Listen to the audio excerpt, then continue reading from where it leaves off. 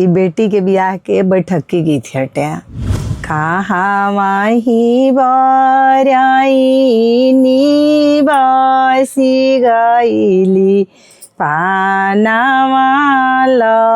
लहसी गईले हरे माई कहाँ के राजावा उमड़ियले पानावा मोलाइली हले अरे माई कहाँ के राजावा उमड़ियले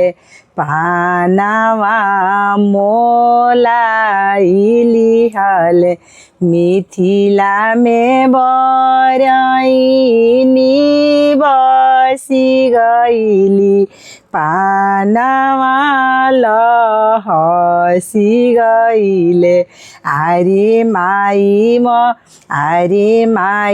अवध के राजावा उमड़ियले पानावा मोलाइली हले कहाँवा में धियावा जनमली हली बियहन जोग्य भइली अरे माई कहाँवा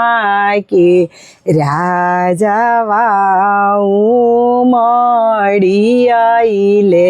धियावा बियाहिली हले हरे माई कहाँ के राजावा उमड़ियले धियावा बियाहिली हले आमा कोखी धियावा जनमली हली बियहन जोग्य भइली अरे मैयन जानपुर के राजावा उमड़ियले धियावा बियाहिली हले अरे मैयन जानपुर के राजावा उमड़ियले धियावा बियाहिली हले।